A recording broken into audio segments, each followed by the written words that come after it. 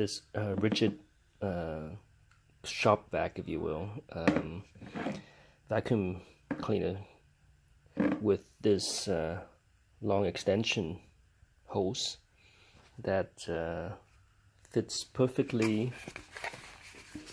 in my table saw dust collection port like this. But the small end is too small for a 2-inch adapter, PVC or ABS adapter, a little bit loose in there, and the large end is too big. And what I want to do is create a dust collection system for my workbench here, using 2-inch PVC as the quote-unquote plumbing, if you will. So what I ended up doing is taking a caliper, I guess, whatever they call it, is to measure the first of all, measure the outer diameter of a 2-inch ABS piece, which I have connected to this adapter. So I measure that, and I measure the extension hose to be around there, and then I have 2 of these, and I cut the extension hose where I measure approximately. It doesn't have to be exact, approximately where the width is the same as the 2-inch. And with that, it fits snugly. Oops, I don't have that. So let me just see. Okay. You can see that it fits almost perfectly on this piece. And with that, I can put this in here, in there, and then I've got my plumbing going underneath, and then from there I can hook up to other machines, and then eventually out where I can connect the shop vac.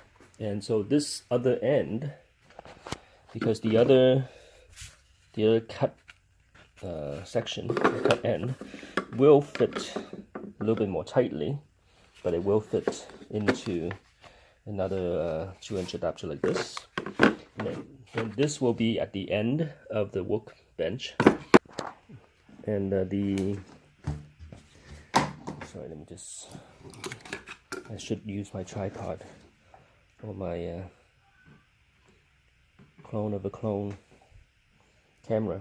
But this hose from the shop vac will fit in there perfectly. So that will be the input or the output, I guess, or the connection to the shop vac into my workbench. So that's the plan. And so that works perfectly. Well, we'll see how it works when we actually turn it on. With 2 ports, the strength of the vacuum is still okay. Any more ports, I would need to do shut-off points at the various inlets. So my light keeps going off because I have the automatic lights here.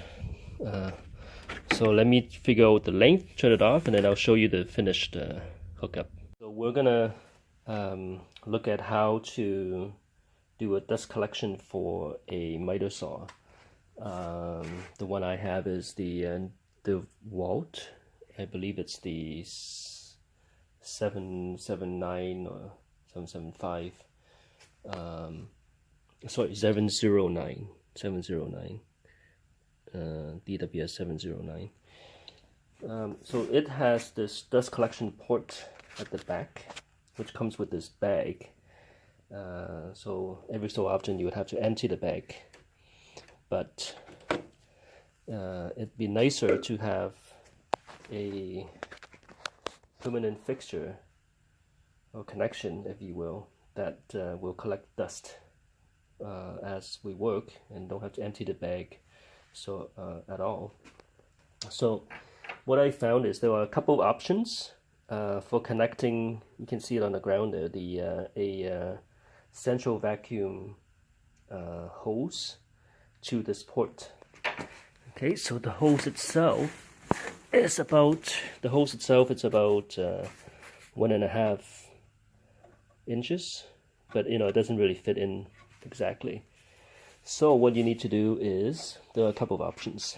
Let's go over to the workbench here.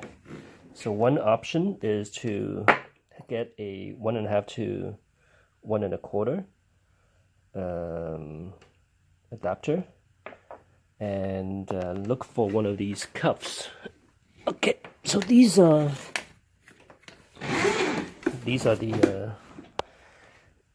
the central vac slip cuffs that come with the hose, or another extension or another utility, I guess, slips into this. These are very tough to find, but if you do have them, these ones will plug into the 1.25. So they plug into the 1.25 adapter, which goes into the 1.5, and then on the other end you have another 1.25, goes into 1.5, and the 1.25 goes in here direct perfectly. Okay, so if you don't want to use the this cuff, you just want to use the bare end, what you will need to do is to get these 1.5 inch, so it's a 1.5 inch, you can see here, 1.5 inch ABS 40 millimeter pipes. Okay, so that will go into, so in lieu of this 1.5 to 1.25 adapter, you would use the 1.5 tubing or pipe, whatever you want to call it, and this hose will go in there very snugly. Okay, so that goes in like that. Okay, and that will simply go in here. Okay, perfect, and it's very tight. Okay, now for my dust collection, I'm using a 2-inch plumbing system, I guess. So you can see that it goes, one end goes into a table saw dust collection, and I had shown before that it's a little bit dark, but this is a shop vac or rigid vacuum shop vac hose that I've cut in half to fit into a 2-inch adapter or 90 degree that goes here, and then there's a T, and this I close off, and then the 2-inch pipe goes here, and then this is a T again to for the miter saw, which is just up here. Okay, so using the same idea, so the other end of the shop vac will go in here.